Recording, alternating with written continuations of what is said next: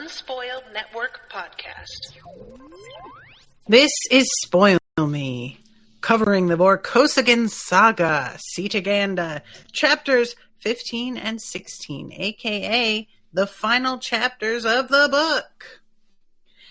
In these chapters, Miles is recognized in an official capacity for his help. Help doesn't feel like an adequate word, but I suppose that's the best we can do. And yet, it seems like this is the exact opposite in a way of what he wanted. It's like it gets to something inside him, but also he knows, I shouldn't even have wanted this. This was all a mistake. Welcome to Spoil Me.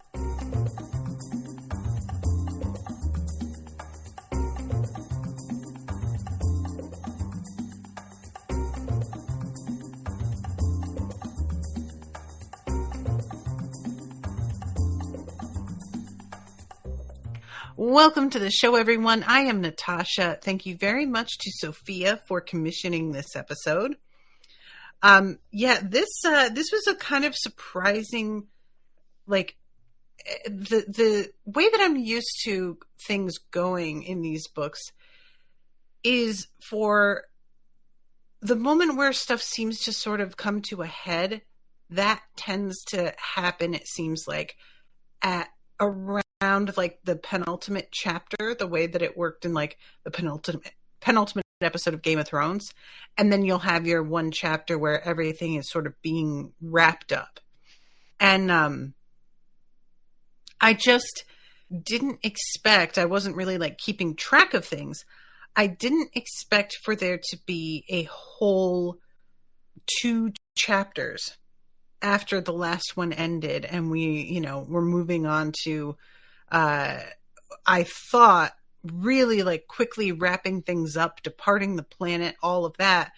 And instead, there's still kind of a lot to wrap here. And then even once it's wrapped, it doesn't feel like it really is, because the way that Miles leaves it suggests we are going to be coping with some of this shit later. And I'm not exactly like upset about that or anything. It just, the rhythm of this felt a little bit off to me, if that makes sense. There is something, and I am not sure that anybody is actually here. So if they aren't, I may not get an answer to this, but I would be curious to hear what you all think. I was sort of, puzzling the other day over the whole thing with Yanaro and that substance that was supposed to be mixed with the carpeting and would have caused a massive explosion. And I was thinking about the fact that Yanaro is allegedly a perfumer. I don't know, like how you even quite say that word. But I thought it was sort of odd that somebody who works with the kinds of chemicals that he does and who has, one would think, the sensitivity to smell that he does, that he wouldn't know what it was that he was messing around with. And I am not even like, I'm not trying to be like, oh, this is a plot hole. I am very open to explanation, and we definitely got like that bit of him not being trained in the military, and so he wouldn't have been informed of this reaction or know instinctively, the way that Miles and Ivan both do, by smell, exactly how dangerous it is. But I feel like I would have been more willing to accept that explanation if it weren't for the nature of what it is that he does in his free time. So I'm not trying to say, again, that like this is a plot hole. I'm not trying to say that I actually think that maybe Ivan was behind things. That's not really it. I'm just trying to sort of piece together how this would work. And if anybody has an additional explanation. It just seems he should have known better. This is a guy who like is hands-on, and that's sort of the very fact that he is hands-on is what makes Miles put two and two together. And I would have thought he would have at least a little bit more knowledge than he seems to. But, you know, like I said, I just may be like wrong on this. So the last two chapters of this, you guys, I didn't love them. I really kind of, this book is the first of Miles' like series that I have felt a little bit let down on. It wasn't bad exactly. It was just that I think because overall so much of this just felt like table setting for something else, I just kind of kept waiting for something of more impact, and it felt like what the author may have been struggling with, and this, I may be wrong, but when you have a culture like Cetaganda's that is so restrained and so much of what happens is like kept under wraps, people have such firm control over their emotions, all of this stuff adds up to like really having to figure out a way to tell the story without some of the usual means of conveying surprise, plot twist, whatever that we're used to.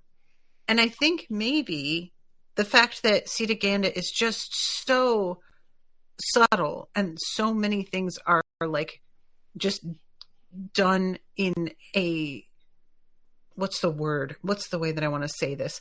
A sort of underhanded way, I guess. I just really felt like the book felt as if it sort of petered out a little bit rather than ending firmly in a place that I was like, all right, and that's a book. It's just been in the past very much, once we get to the end, I'm feeling like I just had a great meal and I'm sitting back satisfied with my hand on my tummy going, yum, yum. And I just didn't have that kind of satisfaction this time. It felt so, like there was just a combination of different plot elements that when they were wrapped, I was sort of like, oh. So let's start from the beginning. Chapter 15. I love the fact that it turns out like Miles put on that performance in the last chapters about how nobody takes me seriously. And he was doing it, you know, obviously to distract. But then we see here that there was definitely a lot of truth to that they do not take him seriously. And Ketty just is like, congratulations. What is it that he says? Congratulations, Lord War Patrol. I hope you may be fortunate enough to survive your victory. Huh? Said Ivan. Oh, let him go. It would be too exhausting to try and sort out Ketty about his confused inversion of Miles' little chain of command. That is very funny to me that we're keeping up with that. It makes sense. And Colonel Bennon is the one that's like still handling everything. And when Colonel Varidi comes in, he's like, I'll let the ambassador do the protesting. Vorobyev is going to need all the ammunition he can get. You've created the most extraordinary public incident of his career, I suspect. To which Miles is like, don't worry, it won't be. You won't have to worry about that. So what happened after I left the Star Crush? I woke up and you were gone. I think that was the worst moment of my life, knowing you'd gone herring off on some crazy self-appointed mission with no backup. Oh, but you were my backup, Ivan, Miles murmured, earning himself a glare. And a good one, too, as you have just demonstrated, yes? Yeah, your favorite kind, unconscious on the floor where I couldn't inject any sense into the proceedings. That was funny. That is correct. He is dead on with that. as soon as I figured out what the hell was going on, I got away from the Hote ladies. The Hote Ryan insisted I go through Gem Colonel Benin, which I was willing to do. He at least seemed like he had his head screwed on straight.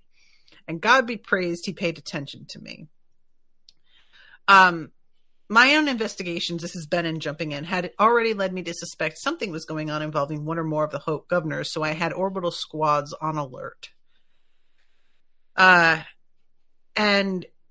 Benin seemed exactly on track so far, because he says that Gem General Chilean is a dupe, and his hot Vio wife might be the one that you need to talk to. And Benin says he has already been detained rather than arrested, which later on a couple of the Hote ladies are talking about how great it is that this guy really seems to understand the propriety of everything and that they really should do something for him, which, you know, it's just very frustrating that that sort of behavior is so readily encouraged and rewarded. It's just disturbing. I just hate this whole hierarchy here. So Verity starts to be like, I don't get why you didn't tell anybody. And Miles starts to explain, and Verity interrupts with, I mean, anybody on our side. And Miles says, well, I didn't know how like complicated everything was until it was too late. And Verity says, too late for what? And Miles just sort of, there's a moment where it seems like he doesn't know how to explain. And then he says, you know, you would have just taken this investigation away from me. Everybody thinks that I'm here from nepotism, and I would never have been able to prove myself or, you know, any of that. You wanted to be a hero so badly you didn't even care for which side, Verity added in some dismay. I have done the Cetagandan Empire a good turn, but it was Barriar I was thinking of. Governor Ketty had some nasty plans for Barriar. Those at least I've derailed. Why didn't you sign up for Cetagandan Imperial Security then, cuz? Maybe Gem General Colonel Benin will promote you. Ivan, damn him, knew Miles all too well. Unlikely, Miles said bitterly. I'm too short. If I was freelancing for anyone, it was for the Star Crash, not for the Empire. I have not served the Cetagandan Empire so much as the Hote. Ask them. And he points this out, and Gem Colonel Benin seemed to deflate slightly. Magic words, apparently. A Hote consort's skirts made a stronger fortification behind which to hide than Miles would have thought possible a few weeks ago. That is kind of fun. Like I said, the discovery that like the power dynamic in this society is set up so differently than it at first appears is very, very fun. I do really enjoy that development. So he gets summoned, and his friends can come with him as long as they don't speak unless spoken to, pretty much. Verity comments on the fact that this is an audience chamber that he has not been in, which I feel like it's not really made much of when he says it, but to me that feels like it's kind of a big deal. Do you know what I mean? Like, this is a guy who has been around the block a bit. He has done a lot of this like repeatedly. So for us to be brought into a place that is new and novel, even for him, is to me an indication like, oh, we're really doing something here. You know what I'm saying? And I just kind of like, I appreciate that this sort of thing doesn't cause everybody to just be like, well, I guess Miles was right after all, or I guess Miles knew what he was doing after all. It's just sort of like, well, I guess something decent came out of you being a fucking maniac. And as much as I want everybody to acknowledge that Miles is good at his job, I also can't help but get hung up on the fact that like Miles doesn't need a lot of encouragement to do really off the wall shit. So there's a part of me that is sort of like, how about we don't encourage this? You know, even though I love him, I know he is capable, I know that he is very intelligent, but even with all of that, I can't help but feel a little bit like, don't encourage him too much. I don't know. So they go into this chamber, and Lord Yanaro stood next to a red-clad gem guard. Yanaro looked pale with dark greenish circles under his eyes, as if he had not slept for about 2 days. His dark robes were rumpled and bedraggled.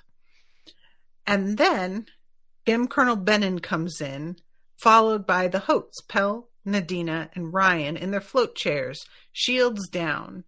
Nadina had tucked the cut ends of her hair out of sight among her garments, the same robes Pell had shared, and which Nadina had not stopped to change. They had all obviously been closeted for the past hour in a debriefing at the highest level. For the last of all, a familiar figure strode in, shedding more guards in the corridor outside. Close up, Emperor the Hote Fletcher Giaja seemed even taller and leaner than when Miles had seen him at a distance at the elegy reading ceremonies, and older despite his dark hair. He was for the moment casually dressed by imperial standards in a mere 6 layers of fine white robes over the usual masculine loose but blinding white bodysuit, befitting his status as chief mourner. I just want to mention this being of great interest to me, and it is something that seems like sort of universal in a way. The fact that this was just described as masculine loose. The fact that women are the ones that are expected to wear the tighter fit of everything. That's fucked up. Right? Like, that just seems fucked up. Like, what the hell? I just, I don't really stop and worry about that sort of thing often, because really, what's the point? There does reach a place where you're just sort of like, how many things am I going to be preoccupied about regarding the patriarchy? There's already too many. Do we really need to be doing this? But, there is a part of me that with stuff like this, I'm just like, how come men don't get to like just show off their figures? And perhaps it is also the fact that for a lot of the human eye, the shape of a feminine figure is like just more graceful and appealing to be clothed in that style. I just can't help but feel like that's a bit of an excuse. I don't know, Anyway, I just wanted to point that out. So we have this first audience where Miles is questioned. Now, this is part of what I kind of didn't vibe with entirely, is the fact that Miles, we are here to watch him be questioned yet again by somebody who he has to like decide whether or not he's going to tell them the whole story, the whole deal. And I feel like we've been through this before. So the fact that the Emperor was here, it didn't really change the dynamic of it too much. It changed the way the dynamic should have worked, because we're in Miles' head and we're hearing him thinking how, I really don't take the concept of this guy being an emperor seriously enough, because I grew up with an emperor as a playmate. So this was not something that impressed me, but I need to kind of get over that attitude, because this is serious shit. And I can't just be casual with this guy like he's my friend, because they will not take well to that. So we hear that in his head, but I think that like the thing that this comes down to for me, and I'm going to link it to the last book. You guys know how at the end of the last book, I was really excited about the fact that we have Tongue getting to meet Lord Vorkosigan or Count Vorkosigan. And I was wanting to see that meeting take place and see Tongue's reaction and all of that. And we don't really get that. And we kind of like get just a brief summary of how a lot of other things go, taken as a given, because we are dealing with the Barry side, which is going to be much more flexible toward Miles than the Cetagandans would be, understandably. And to a degree, I really do get why that is. However, here it felt like we went the opposite direction too much, where we get all the details that I really don't need, and I can believe Miles would be able to like get away with a lot of this with the explanation that he is giving, the backup of Ryan and the other Hote ladies. I just don't feel like I needed this complete retread of all of the plot. It's just like there's some filling in of some things that we didn't know yet, but it doesn't feel adequate to make us sit through the whole scene. I feel like we could have gotten a lot of this summarized between our characters in a conversation later. So let's see. For whatever reason, Naru decided Colonel Benin would make a suitable additional goat. It was beginning to be a pattern in their operations, as you must realize if you've collected testimony from Lord Yanaro here. And I see you found Lord Yanaro before Kitty's agents did. I think I'm glad, all in all. You should be, Benin returned blandly. We picked him up along with his very interesting carpet last night. His account was critical in shaping my response to your cousin's sudden onslaught of information and demands. I see. Does your medical condition require you to sit? Benin inquired solicitously. I'll manage. I tried in our first interview to direct Colonel Benin's attention to the subtleties of his situation. Fortunately, he is a subtle man, and his loyalty to you outweighed whatever implied threats to his career Naru represented.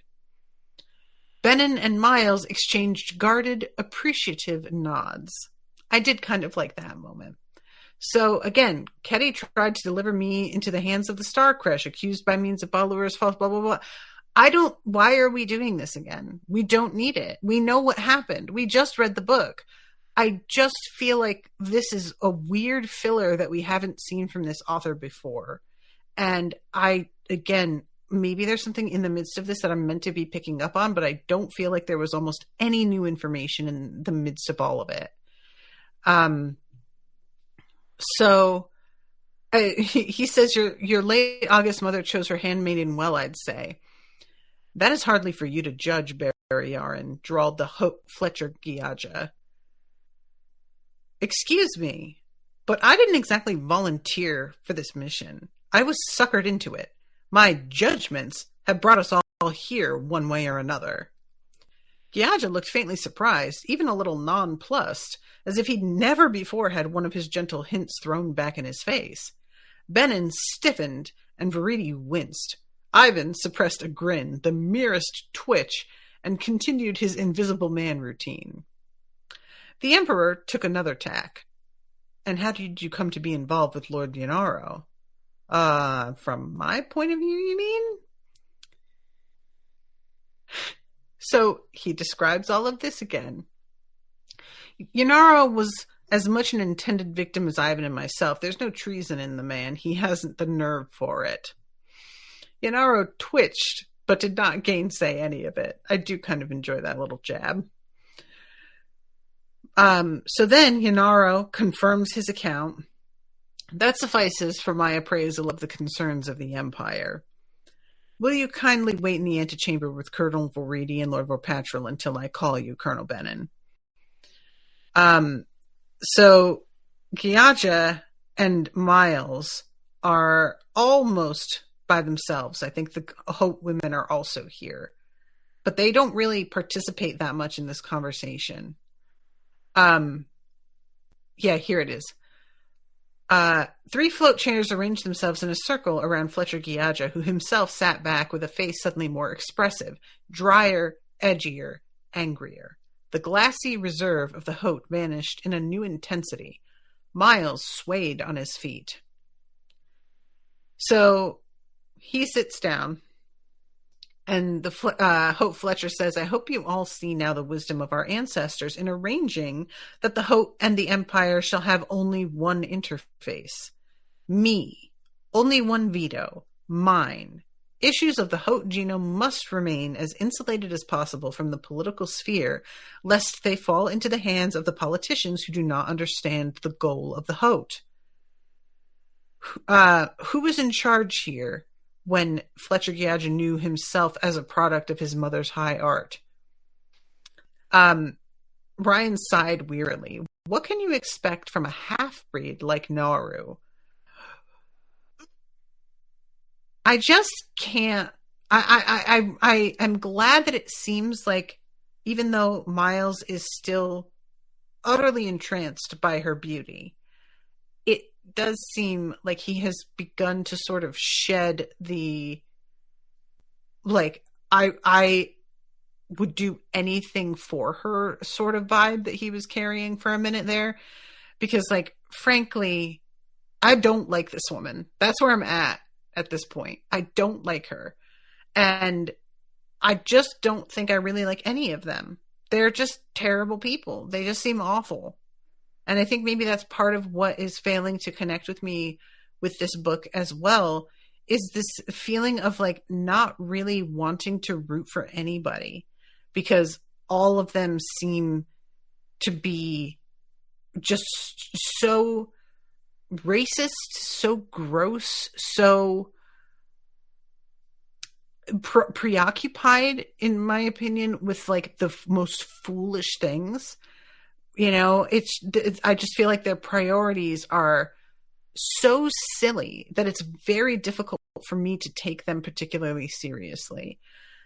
None of what happened here is of any real importance beyond what could have occurred to Barrayar and, like, surrounding planets if we had had more of an explosion of the Hope genome and creating new, you know, like, that sort of thing is the only real threat. And otherwise it was just about, like, our little weird gatekeeping of the genome issue. And I don't give a shit about that. And the idea of what could have happened to Barrayar is very much an abstract to me. So it's also kind of not really hitting the way that I wanted. I just felt like all of it feels like we're centering the plot around a conflict that I don't find pressing, with characters that I don't find likable. And so the only person that I really gave a shit about in the midst of all of this was Miles and Ivan. And thus, when people are revealed to have been in on it and their names aren't even really recognizable to me, all of it just fell flat. And it wasn't like I wasn't enjoying the book as I read it. I did, but it was like the sort of thing that when I read it, I'm enjoying, and then I stop and, like, begin to talk about it, and I kind of go, wait a second. One of those where I feel like if you're just tearing through a series, this one probably would not be super memorable to you, but it wouldn't be something that stood out as, like, a bad book. It's just more that a lot of her other work stands up to scrutiny quite well. And I didn't feel like this one did. The exception just being the world building that she did with Cetaganda overall. So yeah, I just feel like this one it's a shame because, like, I enjoyed getting to spend more time with Ivan, and I enjoyed getting to see a whole new world building taking place. But the idea of that is planted of, oh, the Emperor of Cetaganda isn't quite done with me yet. You saw the way that he spoke to me and the way he gave me this medal. We're not done with one another. I should have reacted to that with much more of a like, ooh, I wonder what's going to occur next, you know? And instead, I kind of groaned inwardly and was like, can we please be done? I just didn't, I don't feel a connection to this story. And so for me, I want there to be somebody in the midst of it all that I feel worried. Like the only one, the exception is Benin. And Benin is not involved enough for me to really become invested in him. So if we develop more with him, perhaps that'll do the trick. But like, you know, from where I'm sitting right now, I just feel like all of the people that you just helped are some of the worst people. Like, they don't see others as fully human. I am not interested in anything that they want or helping them in any way. And it's difficult for me to really get on board with like Miles just looking at the Hope Ryan and being like, oh, she's marrying that guy. What a tragedy. When I'm just like, they fucking deserve each other. These people are psychotic. Like, don't get at all entangled with this, my guy. So let's see. An alternate solution might be to require more constellation crosses by imperial edict, a kind of genetic self-taxation. Novel, but Nadina is right. The constellations have grown more miserly and luxurious with each passing decade. I thought the whole point of genetic engineering was to avoid the random waste of natural evolution and replace it with the efficiency of reason, Miles piped up. All three Hope women turned to stare at him in astonishment, as if a potted plant had suddenly offered a critique of its fertilization routine. Fletcher Giaja smiled, faint, shrewd, and wintry. Belatedly, Miles began to wonder why he was being kept here by Giaja's suggestion/command. He had a most unpleasant sensation of being in a conversation with an undertow of cross currents which were streaming in 3 different directions at once. I will return to the Council of Consorts with your veto, said Ryan slowly, as I must, but Fletcher, you must address the diversity issue more directly. If this generation is not the time, it's certainly not too soon to begin planning, and the diversification issue, the single copy method, is too horrifyingly risky, as recent events prove. Then we get the explanation about the Great Key being projected across the system. Again, we don't need this re-explained. We just did this last chapter. And what will happen to Gem General Naru? He will be executed. Security must be secured. Miles couldn't argue with that. And the Hope Ketty? Will he be executed? He will retire immediately to a supervised estate due to ill health. If he objects, he will be offered suicide. Ketty is young. He will choose life and other days and chances. And Hot Vio, she will be offered a choice to replace the servitor she destroyed, desexed, depilated, and demoted to Ba, her metabolism altered, her body thickened, but returned to a life inside the celestial garden as she desired with a passion beyond reason. Or she may be permitted a painless suicide. Which will she choose? Suicide, I hope, said Nadina sincerely. You guys, this is horrific. And like, granted, Miles here, it says, now that the thrill of the chase was over, Miles felt a nauseated revulsion at the shambles of the kill. For this, I laid my life on the line. And like, that's kind of the vibe of the whole book, unfortunately. So the Emperor called Benin back in to escort Miles away after a short murmured conference. back to the company of Aridi and Ivan. We cannot control what goes into your official reports, but my celestial master expects that none of what you have seen or heard will appear as social gossip. That I think I can promise, said Veridi sincerely. Benin nodded satisfaction. May I have your words upon your names in the matter, please? He'd been doing his homework upon Baryaran customs, it seemed. So, then we go into chapter 16, and this is going to be the ceremony. We have Ivan and Miles just doing their sort of back and forth that they do. Ivan is delighted by the fact that Miles has a mark on his face from that shock stick. The Cetagandans want you at the cremation ceremony an hour early. Ambassador Vorobiev also wants to know. He sent me to rustle you up as swiftly as possible. Start depilating. I've brought your uniform and boots from the embassy laundry. If they really wanted to assassinate you, they'd hardly do it here. So, this whole thing, we have this, Vorobiev and Mia Maz are getting married. And I really enjoyed, because you guys know I had sort of been like, is there something going on between them? There's a kind of vibe. And it turns out, yes, indeed, there is.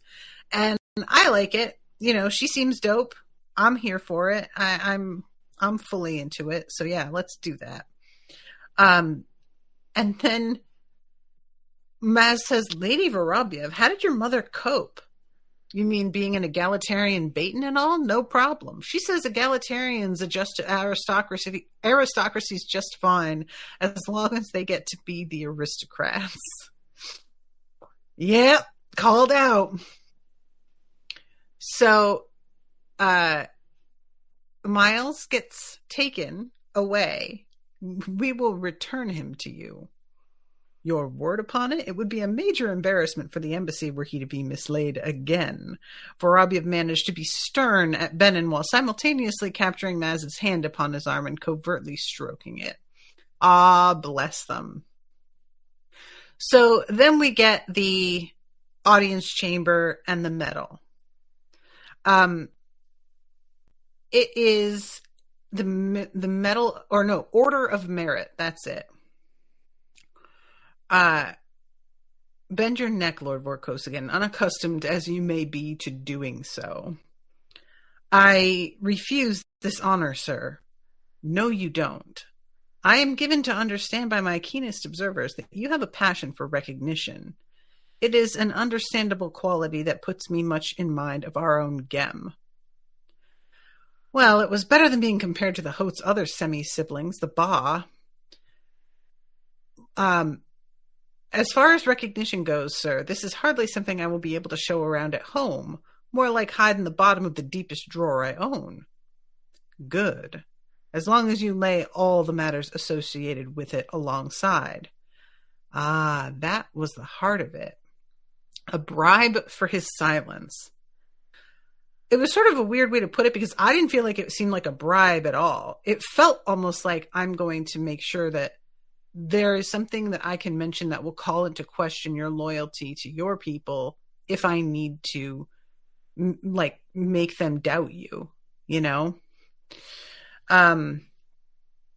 Anyway, so, you will accompany me on my left hand. It is time to go. Miles eyed the hovering bubbles in silent desperation. May I speak with you one more time, Hope Ryan? And she is given permission, and comes over. I've taken much from you, she spoke quietly, and given nothing. It's the Hote way, is it not? Miles said bitterly. It's the only way I know. From her sleeve, she removed a dark and shining coil, rather like a bracelet, a tiny hank of silken hair, very long, wound around and around until it seemed to have no end. She thrust it at him. Here, it was all I could think of. That's because it is all you have that you truly own, milady. All else is a gift of your constellation or the star crush or the Hote or your emperor. You live in the interstices of a communal world, rich beyond the dreams of avarice, owning nothing, not even your own chromosomes. What does this signify to you? I truly do not know, she confessed. Honest to the end, does the woman even know how to lie? Then I shall keep it, milady, for memory, buried very deep. How will you remember me? Or will it please you to forget? There is no danger of that. You will see. So, he gets this whole thing. We go into like another big ceremony. And I think this is part of where it's really started to lose me. You know, we have the previous thing where we're talking to the emperor and we're unloading everything that has happened and explaining it all to him. And then we have this next ceremony that is also quite private, in which he is being given this medal. And then we have like another ceremony. And I know that this is all part of the way Cetaganda works. Like it's meant to be a bit of like, this is actually what being in this place is like, is this sort of thing over and over again. But reading it felt almost confusing because I started to be like, wait, we're doing another thing again? You know, like, just so many official meetings and moments. And this is the cremation. I think it's a cremation, if I'm not mistaken. But, yeah, here it is. A procession of young Gem girls had laid final offerings of flowers all around the central force bubble. A chorus sang. A white bubble drifted up in front of the emperor. Ryan's voice spoke from the bubble, ceremonial words. The Ba laid the tray before Giage's feet. The great key, the great seal, and all the rest of Lisbeth's regalia were returned to their source. The emperor motioned Ryan and her Ba to approach again. More formal phrases, so convoluted that Miles took a full belated minute to unravel their meaning. The Ba bowed and picked up the tray again on its mistress's behalf. Miles' boredom evaporated in a frisson of shock, muffled by intense bemusement. For once, he wished he were shorter, or had Ivan's talent for invisibility, or could magically teleport himself somewhere, anywhere, out of here. So she is the new celestial lady. Was she happy inside that bubble? Her new husband might not ever touch her, or they might become lovers. Giaja might wish to emphasize his possession of her after all. Though to be fair, Ryan must have known this was coming before the ceremony, and she hadn't looked as though she objected. Miles swallowed, feeling ill and horribly tired. You know, I don't know. This whole thing just feels sort of womp womp. It just really did not like land for me or really do anything for me. And it didn't take long, perhaps 10 minutes. A circle opened in the gray clouded dome overhead, revealing blue sky. A much smaller hole opened in the top of the force bubble. White fire shot skyward as the bubble vented itself.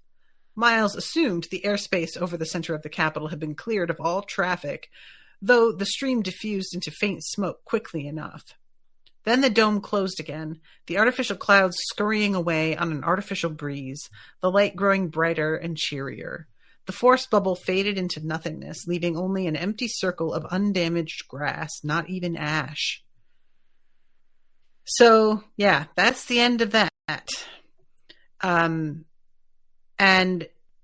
Giaja bids him goodbye.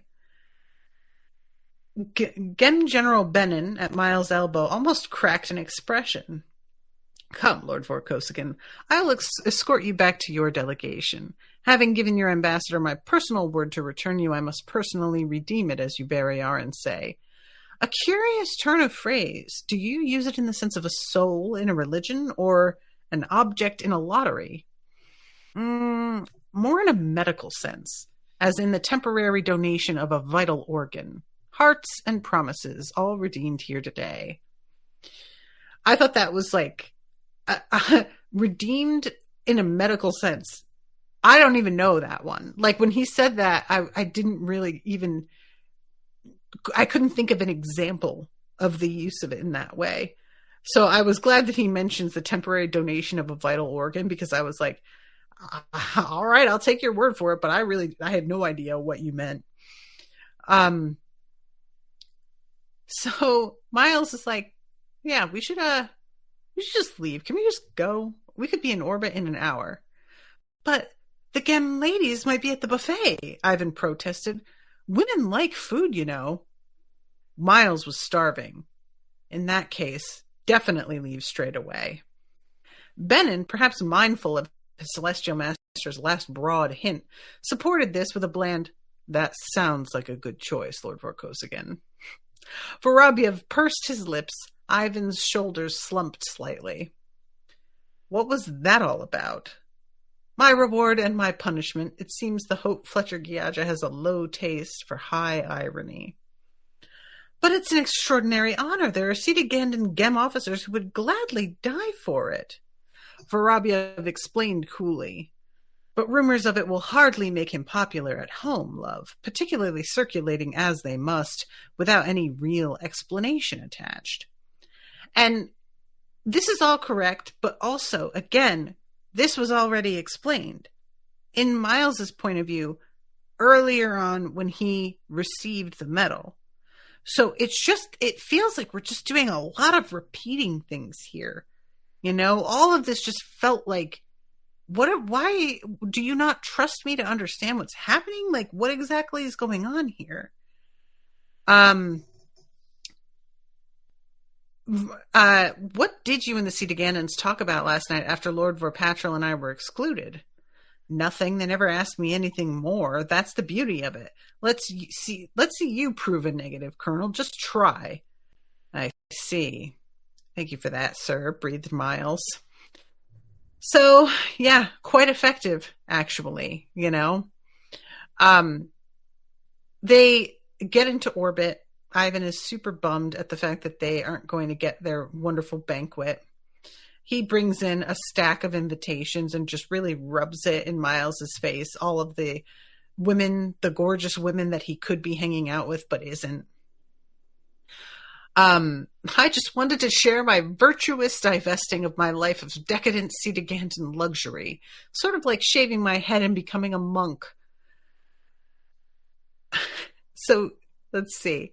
Miles stuffed his medal down out of sight and out of reach under his bedding, because Ivan tries to take it and Miles like snatches it back, and he had been trying to pretend it doesn't matter to him.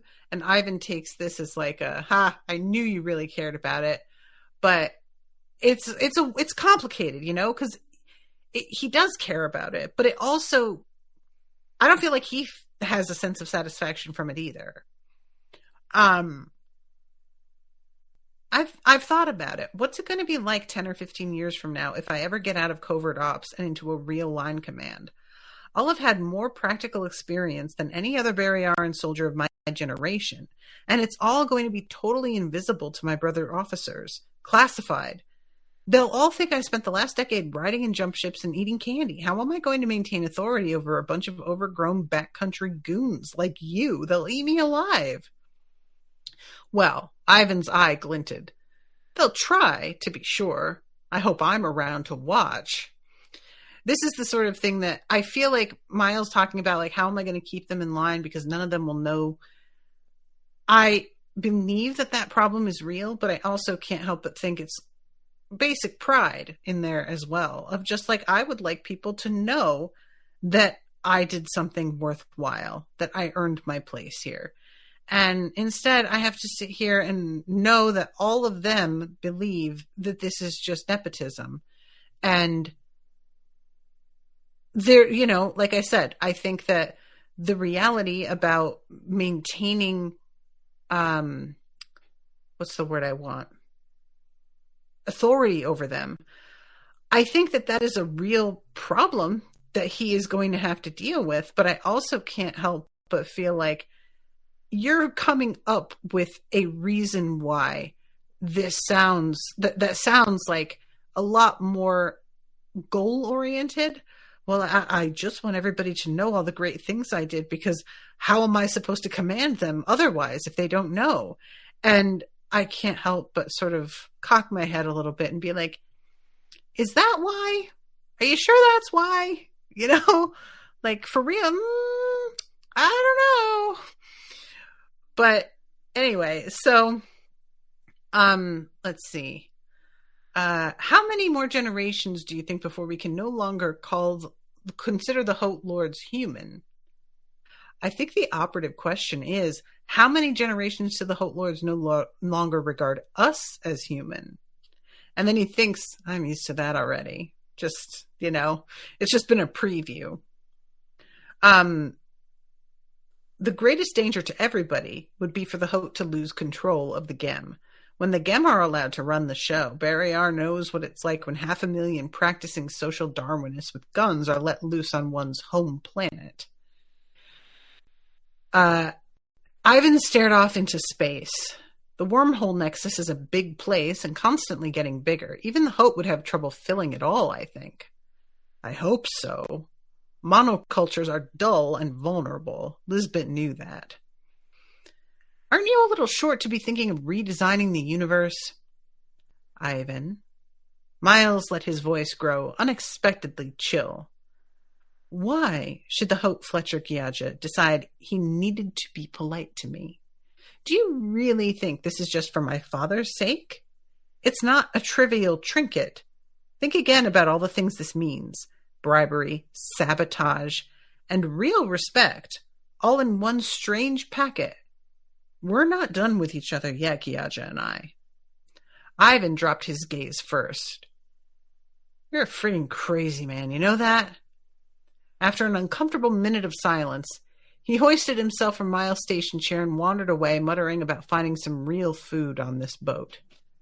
Miles settled back with slitted eyes and watched the shining circle spin like planets. And that's the end of the book. So, yeah, folks, I hope that I'm, not bumming y'all out too much with my judgment call on this. I just really, I think it's just a kind of mark of how spectacular the previous books have been. I really, really enjoyed them. That I am genuinely startled to feel like I do now, because they were so good that it never even occurred to me I wouldn't be into this book. And like I said, it's not even bad. That's not it at all. It's just I am much less invested than I have been. And, they're not all going to be winners. It's going to happen. But it's a shame because, normally there are some folks here that tell me how they're feeling, and there isn't anybody here, I don't think. So I am really curious if I'm the only one that sort of feels this way, or if you guys get what I'm talking about, I just really, especially in the context of the overall series, sometimes there are going to be things that I get why you feel this way, but it's going to pay off. And so there's sort of a feeling of don't feel bummed out by this. The fandom mostly agrees, and I'm just sort of curious, and I'd like to take the temperature on that. But let me know in the Discord if y'all feel like it. So I think this is the first time I'm going to be ending ahead of schedule, but I'm a little bit ahead of time, but I really don't have any more to comment on. So I think I'm going to wrap. Thank you all again so much for commissioning this and for listening and just, your general participation. I appreciate you all so much. Thank you. Who was it today? I think it was Sofia that commissioned this one. So thank you very much. Yes, to Sofia. And until next time, toodaloo, motherfuckers.